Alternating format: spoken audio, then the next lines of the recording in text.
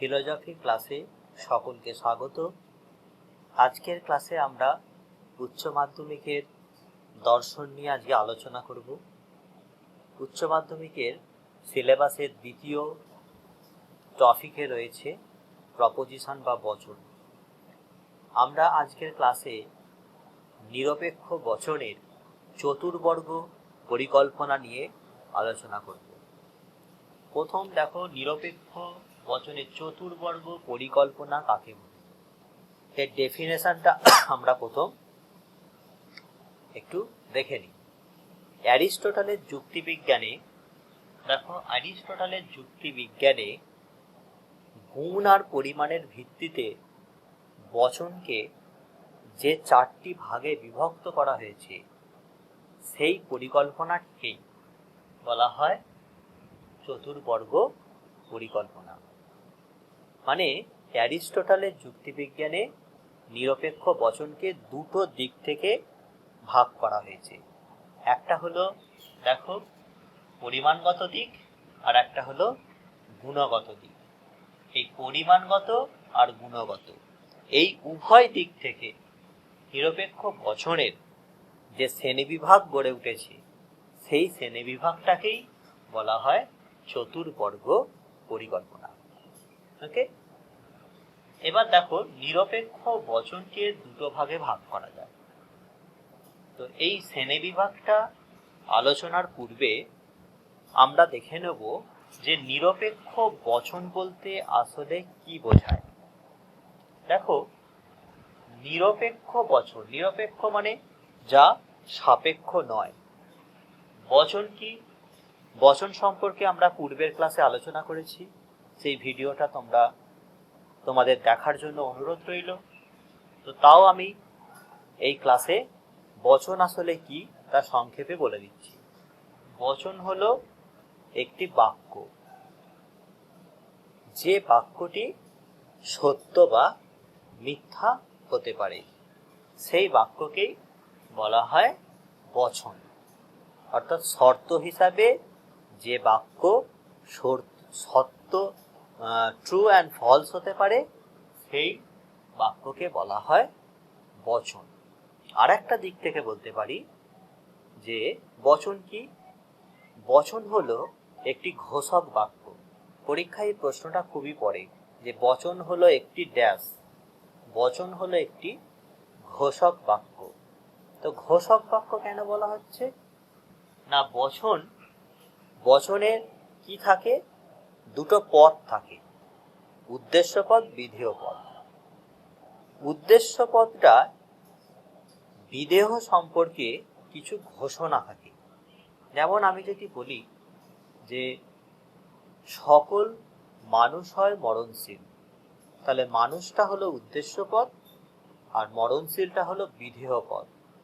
তাহলে উদ্দেশ্য পদ যে মরণশীল সেটা মানুষ পদে কি করা হয়েছে? ঘোষণা করা হয়েছে। এই পরিপ্রেক্ষিতে আমরা বচনের সংজ্ঞায় বলতে পারি বচন হলো ঘোষক বাক্য, যেখানে উদ্দেশ্য পদে বিধেয় সম্পর্কে কিছু ঘোষণা থাকে। নিরপেক্ষ কথাটার মানে কি? সাপেক্ষ নয়, যেটা শর্ত সাপেক্ষ নয়। ঠিক আছে? তাহলে নিরপেক্ষ বচনের সংজ্ঞায় আমরা কি বলতে পারি? নিরপেক্ষ বচন হলো সেই বচন যার সত্যতা অন্য কোনো বচনের সত্যের উপর নির্ভরশীল নয়, সেই বচনটি বলা হয় নিরপেক্ষ বচন। সম্পূর্ণ সংজ্ঞাটিকে যদি আমরা সাজাই তাহলে হবে কি? যে বচনে অংশ হিসাবে দুটি পদ থাকে, অর্থাৎ উদ্দেশ্য পদ এবং বিধেয় পদ। দেখো, আমরা উদাহরণের সাহায্যে একটু ডেফিনেশনটা দেখে নিই। সকল মানুষ হয় মরণশীল, এটা একটা নিরপেক্ষ বচন।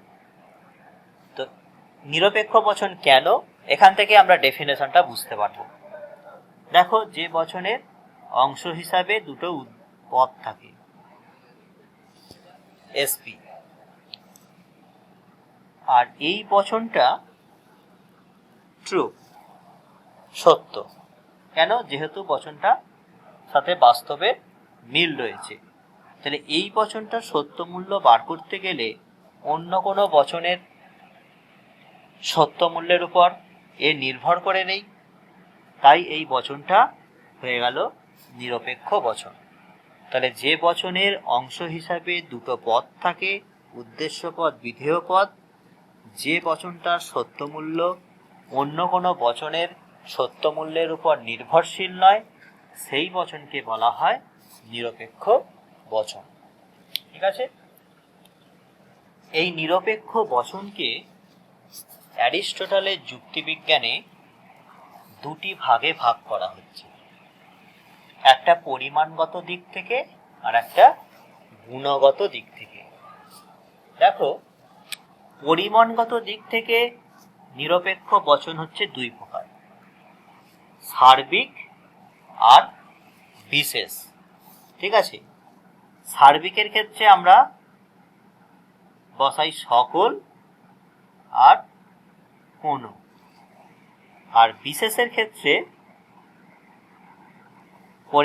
পরিমাণ হিসাবে আমরা বসাই সকল আর কোনো, আর বিশেষের ক্ষেত্রে আমরা পরিমাণ হিসাবে বসাই কোনো কোনো। এই কোনো কোনো কথার মানে হলো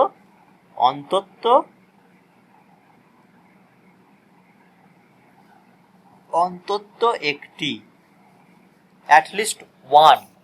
ইংরেজিতে যাকে বলা হয় অ্যাটলিস্ট ওয়ান, অন্তত একটি।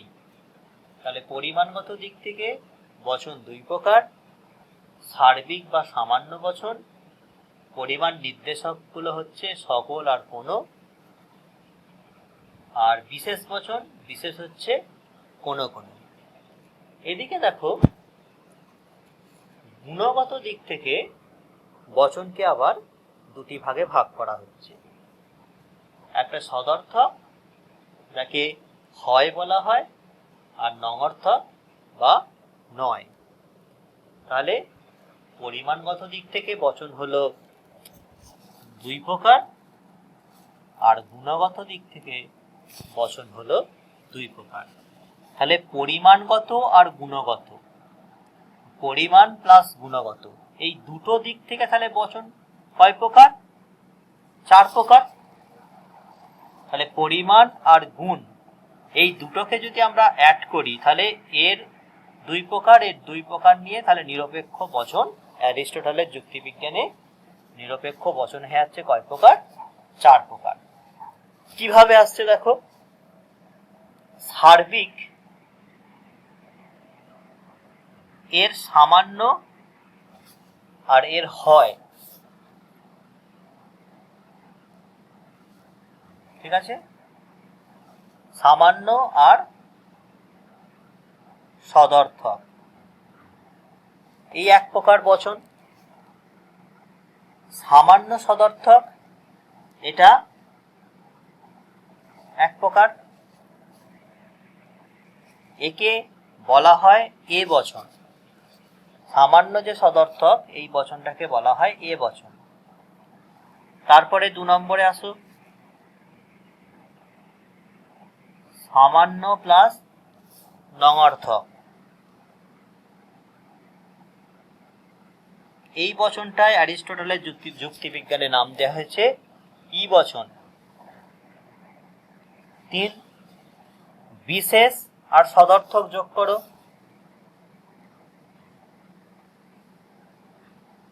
বিশেষ প্লাস সদর্থক এ একটা বচন, এটাকে বলা হয় আই বচন।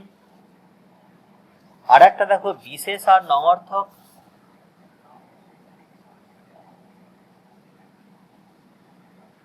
এটাকে অ্যারিস্টটলের যুক্তিবিজ্ঞানে বলা হয় ও বচন। তাহলে এইভাবে আমরা দেখলাম যে নিরপেক্ষ বচন পরিমাণগত আর গুণগত এই দুটি দিক থেকে নিরপেক্ষ বচন হলো চার প্রকার। সামান্য সদর্থক যাকে বলা হয় এ বচন, সামান্য নঙর্থক যাকে বলা হয় ই বচন, বিশেষ সদর্থক যাকে বলা হয় আই বচন, আর বিশেষ নঙর্থক যাকে বলা হয় ও বচন। তো প্রতিটা বচনের কিছু যুক্তিবিজ্ঞান সম্মত কিছু স্ট্রাকচার রয়েছে, কিছু আকার আছে, ঠিক আছে। মানে এ বচন, ই বচন, আই বচন আর ও বচন, এই বচনের কিছু আকার রয়েছে।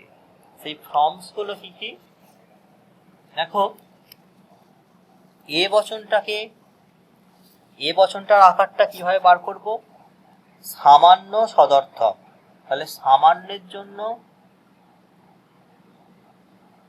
সকল, আর সদর্থক হলে কি হয়? হয় হয়। তার আগে কি থাকবে? একটা এস বসবে আর একটা পি বসবে, তাহলে সকল এস হয় পি, সাবজেক্ট আর প্রেডিকেট। প্রতিটা নিরপেক্ষ বচনেই আমি ডেফিনেশনে বলেছি কি থাকবে? দুটো পদ থাকবে, সাবজেক্ট আর প্রেডিকেট। তাহলে এ বচনের স্ট্রাকচারটা হলো সকল এস হয় পি। ই বচনে কি হবে দেখো? সামান্য নঙর্থক। সামান্য মানে দুরকম সামান্য ছিল, সকল আর কোনো। ই বচনে কোনো বসে, কোনো এস। নঙর্থক মানে নয়, পি। আই বচনে কি হয়? বিশেষ, তাহলে বিশেষের পরিমাণ হচ্ছে কোনো কোনো। কোনো কোনো এস হয় পি, যেহেতু এটা সদর্থক তাই এটা হয় হলো। ও বচনে দেখো বিশেষ নঙর্থক, তাহলে বিশেষের জন্য কোনো কোনো, কোনো কোনো এস, আর নঙর্থক, নঙর্থকের জন্য হবে নয় টি, ঠিক আছে। তাহলে সামান্য বচনের স্ট্রাকচারটা হলো এ বচনের সকল এস হয় পি, ই বচনের কোনো এস নয় পি, আই বচনে কোনো কোনো এস হয় পি, ও বচনে কোনো কোনো এস নয় পি। এই হচ্ছে সামান্য এই নিরপেক্ষ বচনের চারটি প্রকার এবং তাদের আকারগুলো। এ বচন সকল এস হয় পি, এস এর জায়গায় আমরা মানুষ নিয়েছি, আর পি এর জায়গায় মরণশীল নিয়েছি, আর সকল আর হয় প্রতিটা জেডার স্থানে রয়েছে। তাহলে এর উদাহরণ হলো কি? সকল মানুষ হয় মরণশীল। ই বচনের উদাহরণ কি? কোনো বৃত্ত নয় ত্রিভুজ। তার মানে এখানে বৃত্ত হলো এস আর ত্রিভুজ হলো পি। আগেরটা মানুষটা এস, মরণশীলটা পি। কোনো কোনো এস হয় পি, এই এখানে এস হলো ব্যবসায়ী আর সৎ ব্যক্তিটা হয়ে গেল পি। তাহলে আই বচনের উদাহরণ হলো কোনো কোনো ব্যবসায়ী হয় সৎ ব্যক্তি। ও বচনে কোনো কোনো এস নয় পি, এর উদাহরণ হলো কোনো কোনো ব্যবসায়ী নয় সৎ ব্যক্তি। ব্যবসায়ীটা এস আর এটা পি। তাহলে এ বচনকে বলা হয় কি? এ বচনের নাম হলো সামান্য সদর্থক বচন। ই বচনের নাম হলো সামান্য নঙর্থক বচন। আই বচনকে বলা হয় বিশেষ সদর্থক বচন। ও বচনকে বলা হয় বিশেষ নঙর্থক বচন।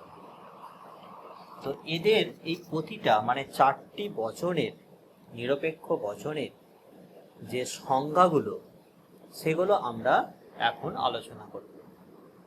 সামান্য সদর্থক বচন কাকে বলে? দেখো, বচনে কি করা হয়? উদ্দেশ্যে বিদেহ সম্পর্কে কিছু ঘোষণা করা হয়। তো সামান্য সদর্থক বচন কাকে বলে? যে বচনে উদ্দেশ্যপদ নির্দেশিত শ্রেণী, ধরো মানুষ একটা শ্রেণী, এটা মানুষ, এই শ্রেণীতে তাহলে যত সদস্য আছে তারা সকলেই কি মানুষ। আর মরণশীল ধরো একটা শ্রেণী, মরণশীল, তাহলে এই শ্রেণীতে যত সদস্য আছে তারা মরণশীল। তাহলে মানুষ এই শ্রেণী নির্দেশিত সকল সদস্য, এই কথাটার মানে কি না, মানুষ শ্রেণী নির্দেশিত সকল সদস্য মরণশীল শ্রেণীর সদস্য। তাহলে এর সকল সদস্য কি মরণশীল শ্রেণীর সদস্য। তাকে বলা হয়, তাহলে যে বচনে উদ্দেশ্যপদ নির্দেশিত সকল সদস্য বিধেয়পদ নির্দেশিত শ্রেণীর সদস্য হয় তাকে বলা হয় সামান্য সদর্থক বচন। আর একবার কথাটা বলছি, যে বচনে কি হয়, উদ্দেশ্যপদ নির্দেশিত যে শ্রেণী, সেই শ্রেণীর সকল সদস্য বিধেয়পদ নির্দেশিত শ্রেণীর সদস্য হয়, তাহলে এর সকল সদস্য মরণশীলের সদস্য হয়। মানুষ ছাড়া মরণশীল আরো অনেক সদস্য আছে, কিন্তু মানুষ যে সদস্য সে মরণশীলের সদস্য, এর সকল সদস্য মরণশীলের অন্তর্গত। সেই বচনকে বলা হয় সামান্য সদর্থক। সামান্য নঙর্থক কাকে বলে? দেখো, কোনো বৃত্ত নয় ত্রিভুজ। তাহলে বৃত্ত একটা নির্দেশিত শ্রেণী, তাহলে এটা যদি বৃত্ত শ্রেণী হয় তাহলে এতে অনেক বৃত্ত রয়েছে, তারা সবাই এই বৃত্ত শ্রেণীর সদস্য। আর এটা যদি ত্রিভুজ হয় তাহলে কি এরও অনেক সদস্য রয়েছে। এখানে বলা হয়েছে ত্রিভুজ নয়, কোনো বৃত্ত নয় ত্রিভুজ। তাহলে বৃত্ত নির্দেশিত শ্রেণীর যে সকল সদস্য, এই শ্রেণীর একজনও সদস্য নয়। ঠিক আছে? তাহলে এই জন্য এটা সেই বচনকে বলা হয় সামান্য নঙর্থক বচন। ডেফিনেশনটা কি হবে? উদ্দেশ্যপদ নির্দেশিত যে শ্রেণী, সেই শ্রেণীর সকল সদস্য বিধেয়পদ নির্দেশিত শ্রেণীর অন্তর্গত নয়। অর্থাৎ এই শ্রেণী থেকে এই শ্রেণীটা একেবারে বহির্ভূত। ওকে, সেই বচনকে বলা হয় সামান্য নঙর্থক বচন। 3 নম্বরে দেখো, কোনো কোনো ব্যবসায়ী হয় সৎ ব্যক্তি। কোনো কোনো কথার মানে কি? অন্তত একজন। তাহলে এই বাক্যটার মানেটা কি হলো? যে অন্তত একজন ব্যবসায়ী আছে যে সৎ। তাহলে এটা যদি ব্যবসায়ী শ্রেণী হয় আর এটা যদি সৎ ব্যক্তির শ্রেণী হয়, তাহলে ব্যবসায়ী নির্দেশিত যে শ্রেণী তার সকল সদস্য হচ্ছে ব্যবসায়ী, আর এটা হচ্ছে সৎ ব্যক্তির শ্রেণী, এতে যত সবাই সদস্য রয়েছে সবাই হলো সৎ ব্যক্তি। কথাটা কি বলা হয়েছে দেখো, কোনো কোনো সৎ ব্যক্তি, অন্তত একজন ব্যবসায়ী, তার মানে এই ব্যবসায়ী নির্দেশিত যে শ্রেণী, সেই শ্রেণীর অন্তত একজন সদস্য এই শ্রেণীর অন্তর্গত। তাহলে ব্যবসায়ী শ্রেণীর একজন সদস্য, অন্তত একজন সদস্য সৎ ব্যক্তি শ্রেণীর অন্তর্গত। ঠিক আছে? ডেফিনেশন কি হবে? যে বচনে উদ্দেশ্যপদ নির্দেশিত শ্রেণীর অন্তত একজন সদস্য বিধেয়পদ নির্দেশিত শ্রেণীর অন্তর্গত, তাকে বলা হয় বিশেষ সদর্থক বচন। ওকে, বিশেষ নঙর্থক বচনটা পুরো এর অপোজিট ডেফিনেশন। ওখানে বলা হয়েছে অন্তত একজন সদস্য এর অন্তর্গত, আর ও বচনটায় বলা হচ্ছে কি অন্তত একজন সদস্য এর অন্তর্গত নয়। তার মানে কি ব্যবসায়ী যে শ্রেণী, সেই শ্রেণীর যে এত সদস্য আছে তার মধ্যে একজন সদস্য এই সৎ ব্যক্তি শ্রেণীর অন্তর্গত নয়। তাহলে ব্যবসায়ী শ্রেণীর একজন সদস্য, অন্তত একজন সদস্য, সে সৎ নয়, সৎ শ্রেণীর অন্তর্গত নয় বা সে সৎ নয়। ঠিক আছে, সেই বচনটাকে বলা হয় বিশেষ নঙর্থক বচন। ডেফিনেশন কি? উদ্দেশ্যপদ নির্দেশিত যে শ্রেণী, সেই শ্রেণীর অন্তর্গত একজন সদস্য বিধেয়পদ নির্দেশিত শ্রেণীর অন্তর্গত নয়, তাকে বলা হয় বিশেষ নঙর্থক বচন। ওকে, তো এই ক্লাসের পিডিএফ ক্লাস নোট ভিডিও ডেসক্রিপশানে দেয়া থাকবে, তোমরা সেই ডেসক্রিপশানের লিঙ্কে গিয়ে এই ভিডিওর ক্লাস নোট কালেক্ট করতে পারবে।